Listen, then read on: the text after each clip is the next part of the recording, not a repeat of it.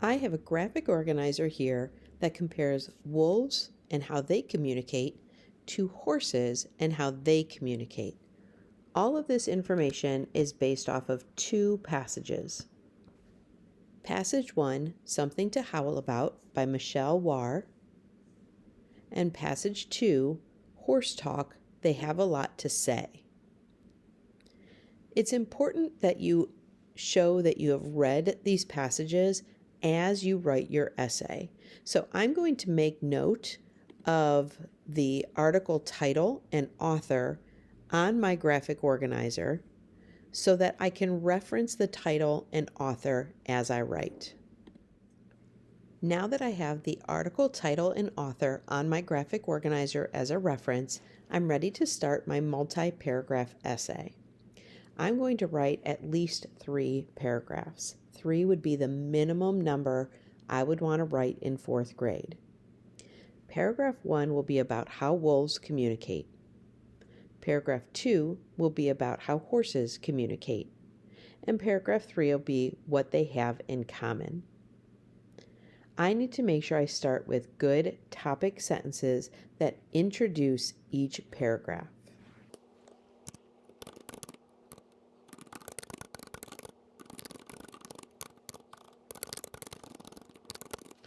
By saying that wolves communicate effectively and over long distances with their packs, I can now talk about everything else I have on the left side of my Venn diagram.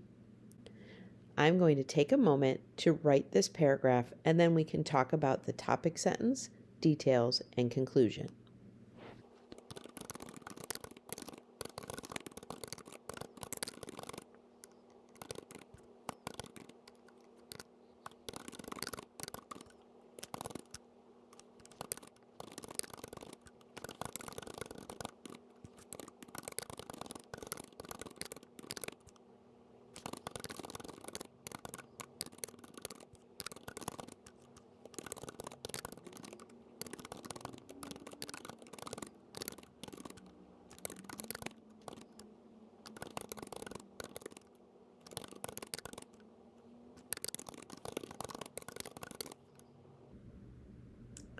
So I just typed. I didn't worry about my punctuation, my grammar. I'll go back and edit it as I check for my topic sentence, my details, and my conclusion.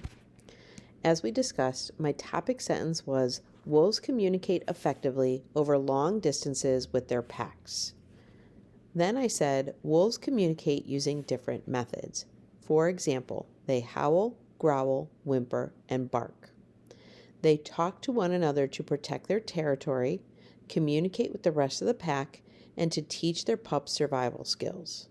According to Michelle Warr in Something to Howl About, they also will communicate to protect their food. Wolves are amazing, intelligent creatures. So everything after the topic sentence until that last sentence are my details. I'm going to rearrange those and edit those just to make sure they make the most amount of sense. So wolves communicate using different methods. I like that.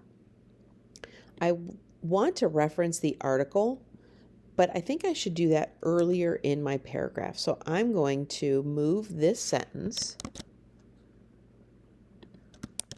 to sentence number 3. According to Michelle Warr in Something to Howl About, I want to make sure I put my comma after that introductory phrase.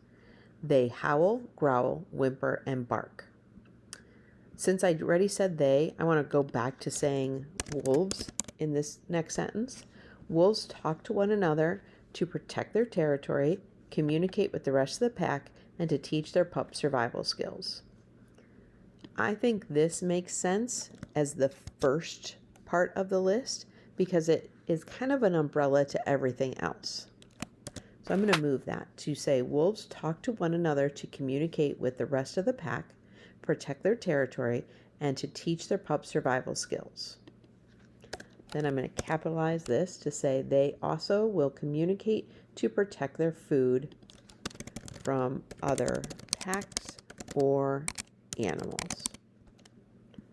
My conclusion is wolves are amazing, intelligent creatures. So it doesn't exactly say what I said in the topic sentence, but it wraps up this idea that they're smart because they communicate effectively and over long distances. So that's my first paragraph in my multi-paragraph essay.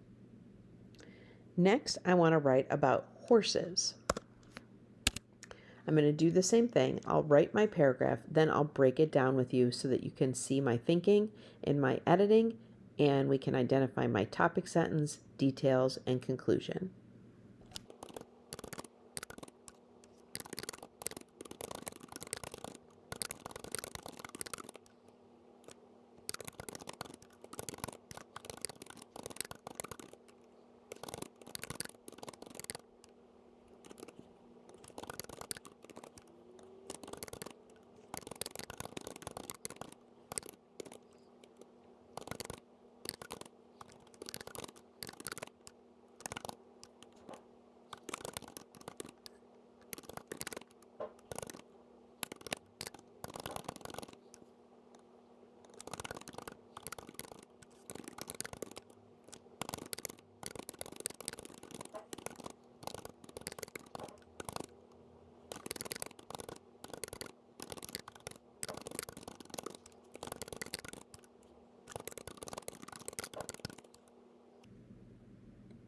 So let's start with my topic sentence. It says horses are animals that love to communicate with each other and with humans. I drew my own conclusion because they mentioned in the passage that the horses would say if they felt alone or if they felt threatened. So I drew the conclusion that they love to communicate.